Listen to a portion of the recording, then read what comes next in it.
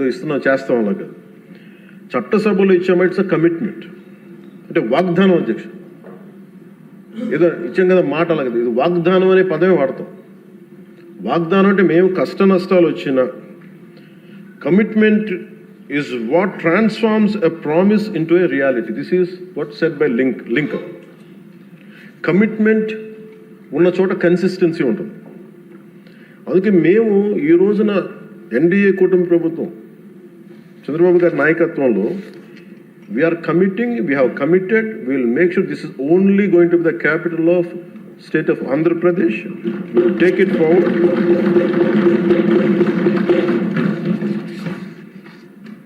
ఎందుకంటే మా ఇంటెంట్ చాలా చాలా క్లియర్గా ఉంది. It's not a simple intent, it's a commitment అధ్యక్ష. ఇదే మేము మాటగా, ఇది మన చట్టసభలో ఇచ్చే మాట. ఒకసారి ఇది కూడా మీకు పటేల్ గారి మాటలు గుర్తు చేస్తాను.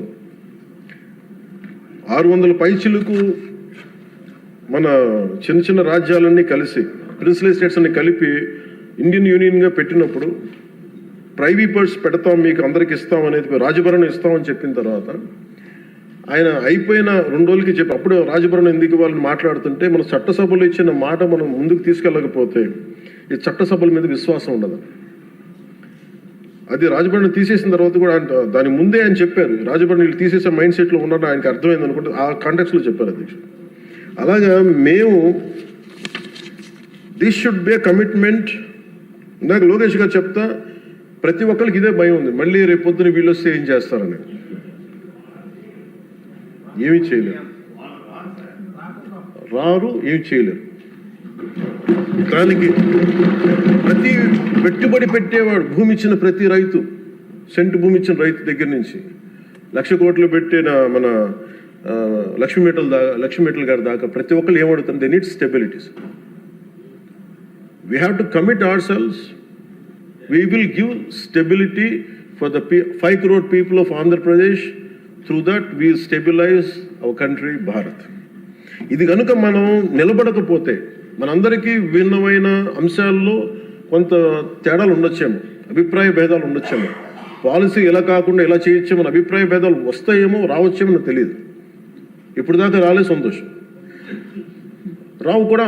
రాకూడదని నేను కోరుకుంటున్నాను ఖచ్చితంగా.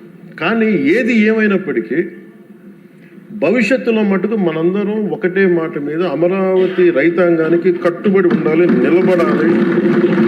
This is my commitment. This is what our commitment from Janasena party to our trusted honourable CM గారు శ్రీ నారా చంద్రబాబు నాయుడు గారికి. మనస్ఫూర్తి ఇస్ అవర్ కమిట్మెంట్. మేము ఎక్కడికి దీన్ని మాట మార్చం, దీన్ని ముందుకు తీసుకెళ్తాం. దీనికి ఎంత డబ్బులు పెట్టాం, ఎంత డబ్బులు వస్తుంది, వీటన్నిటికంటే కూడా విసిగిపోయారు. 1953 నుంచి ఈ రోజు దాకా ఒకళ్ళేమో అటు బొమ్మన్నారు, ఇంకొకళ్ళు ఇటు బొమ్మ లేదు, మళ్ళీ ఇటు బొమ్మ అన్నారు. ఎవరి త్యాగాల మీద అందరికీ భాషా ప్రయుక్త రాష్ట్రాలు వచ్చినాయో, భాషా ప్రయుక్తతో నాందికి పలికిన ఆంధ్రప్రదేశ్కి ఈరోజు ఇంకా మనం కొట్టుమిట్లాడుతూ ఉన్నాం. ఇంకా సెంట్రల్ దగ్గరికి వెళ్ళి దేహాన్ని అడగాల్సి వస్తుంది, మాకు ఇవి ఇవ్వండి, మాకు ఆఫీసులు ఇవ్వండి, లేదా ఇందాక మీరు చెప్పిన ఆ షెడ్యూల్స్ రావాల్సిన ఆఫీసులు కానీ ఇంకా రావాల్సిన ఏమి రాలేదు. ఇంకా అడగాలంటే మన గొంతు చాలా బలంగా ఉంది. సబ్ రీజనలిజం అనే యాటిట్యూడ్ తీసేయాలి మన దగ్గర. మీరు ఉత్తరాంధ్ర, మీరు రాయలసీమ, ఏంటి రాయలసీమ, ఏంటి ఉత్తరాంధ్ర, ఏంటి గోదావరి జిల్లాలో అన్ని కలిపి ఆంధ్ర కాదా? అందరూ మాట్లాడి తెలుగు వాళ్ళం కాదా? అసలు తెలుగు జాతి ఐక్యతగా మనం మాట్లాడుకున్న మైండ్ సెట్ నుంచి నిజంగా బాధ ఏంటంటే మన ఆంధ్ర కన్ఫైన్ అవ్వాల్సి వచ్చింది. ఫైన్, భావంలో తెలుగు జాతి ఉంది కానీ గుండెల్లో ఓకే, మనకు reality is Andhra. Okay, let us accept Andhra. మళ్ళీ దీంట్లో కూడా ఇందాక మీరు చెప్తున్నారు, లోకేష్ గారు చెప్తామంటే మీ ఉత్తరాంధ్రకి అవసరం లేదా అంటే, ఇంకా మనలో కూడా మనకి సబ్ రీజన్స్ పెట్టుకుంటే ఈ రాష్ట్రానికి ఎవరు రక్షించలేడు. మన ఎంతమంది ఉండి మీరందరూ చదువుకున్న వాళ్ళు, అద్భుతమైన ఏమంటారు అనుభవం ఉన్నవాళ్ళు, మీరు కూడా మీరు కూర్చోబెట్టి దీన్ని బలంగా ప్రజల దగ్గర తీసుకెళ్ళిపోయి ఇదంతా మంది ఒకటే నేల, ఒకటే రాష్ట్రం, ఒకటే భాష, ఒకటే జాతిని మనం బలంగా బల్లగుద్ది చెప్పకపోతే గెలుపు ఎక్కడ ఉంటుందంటే మన బలహీనత వాళ్ళ గెలుపు. అది గుర్తుపెట్టు, మన బలహీనత, మన అనైక్యత.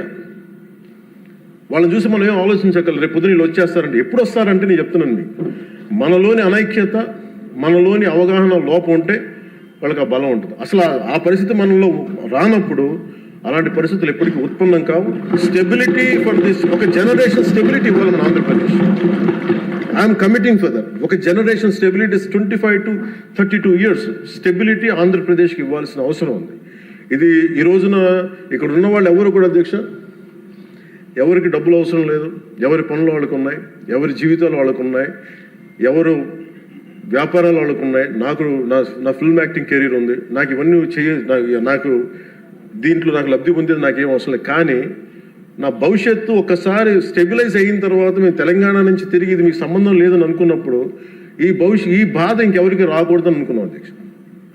స్టెబిలిటీ పోగొట్టుకు డీస్టెబిలైజ్ అవ్వకూడదని ఒక వేదంతో ఈ రోజున అన్నీ వదులుకొని తిట్లు తిని, ఇంట్లో ఆడబిడ్డలు తిట్టించుకొని, ఇంట్లో నా భార్యని తిట్టి, బూతులు తిట్టి, ఇంతమంది అందరి మీద కేసులు, మనం పార్టీ వ్యక్తుల మీద కేసులు పెట్టి, అటెంప్ట్ టు మర్డర్ కేసులు పెట్టించుకొని ఇవన్నీ చేయాల్సిన అవసరం లేదు. కానీ ఎందుకు చేస్తున్నాం అంటే we want to make sure criminalization into politics can not be tolerated, will never be tolerated. మీ చట్టసభల్లోనే కూర్చొని మేము దాడులు చేస్తాం, ఇష్టారాజ్యంగా కొడతామంటే మేము కూర్చోబెట్టి కామ్గా ఉండే వ్యక్తులు అయితే కాదు. మనందరం ఇవ్వాల్సింది కూడా చాలా బలంగా, we're here to give solid stability for Andhra Pradesh. తద్వారా పెట్టుబడులు చాలా బలంగా వస్తాయి. అది నేను ఆంధ్రప్రదేశ్ ప్రజలకి ఈ సభాముఖంగా సభాపతి గారి ద్వారా నేను చెప్పదలుచుకున్నాను. చంద్రబాబు నాయుడు గారి దగ్గర నేను ఒకటే చూశాను అధ్యక్ష. నేను ఎక్కడ చెన్నై నుంచి వచ్చాను, నేను హైదరాబాద్కి ఎర్లీ 90s వచ్చాను. 90s వచ్చినప్పుడు నాకు పుస్తకాలు చదివేటప్పుడు నాకు లీ క్వాన్ యూ గురించి తెలుసు. Founder president city state of Singapore. మేము చూస్తుండగా హైదరాబాద్ రూపురేఖలు మారిపోవడం నేను ప్రత్యక్షంగా చూశాను. మేము తిరిగిన మాదాపూర్ కొండల్లో కానీ, లేదంటే ట్రెక్కింగ్కి వెళ్ళిన కొండల్లో కానీ అసలు ఏమి రాదు, ఏం జరగదని, ఈ కొండల రూపురేఖలు మారిపోతాయా అనేది చాలా ఆశ్చర్యంగా అనిపిస్తాయి. మేము చూస్తుండగా రోడ్లు వెడల్పోయినాయి. అసలు ఇంత రోడ్లు జనం లేరు కదా, ఇంత రోడ్లు దేనికి అనుకునేవాళ్ళం. అంటే 4 కార్లే కదా, 10 కార్లు వెళ్తాయి. బట్ ఆయన అందరినీ అప్పుడు పేపర్లు బాగా చదువుతుంటే మాకు అర్థమయ్యేది. ఆయన అందరూ అంటూ ఉండేవాళ్ళు మాటలు, ఏంటి వరల్డ్ బ్యాంకుతో కుమ్మక్కైపోయి చేశారంటే అది ఈజీగా ఉంటుంది ఆ మాట అనేయటం. కానీ దాని విలువ ఈ జనరేషన్ అనుభవిస్తుంది. ఒక పొలిటికల్ లీడర్ నెక్స్ట్ ఎలక్షన్స్ గురించి ఆలోచిస్తారు. ఒక విజనరీ ఉన్న నాయకుడు వచ్చి తరం కోసం ఆలోచిస్తారు. బట్ ఖచ్చితంగా అది ఆ దార్శనికత ఉన్న చంద్రబాబు గారు చేసింది. మొన్న ప్రతిసారి హైదరాబాద్ టువర్డ్స్ ఎయిర్పోర్ట్ వస్తూ ఉంటే, ఎప్పుడు మాకు ఆ ఫ్లైఓవర్ మధ్య వెళ్తూ ఉంటే నిజంగా ఇందాక చెప్తున్నప్పుడు సికింద్రాబాద్ వచ్చింది, హైదరాబాద్ వచ్చింది. Cantonment is more of Secunderabad, Hyderabad is Nizam.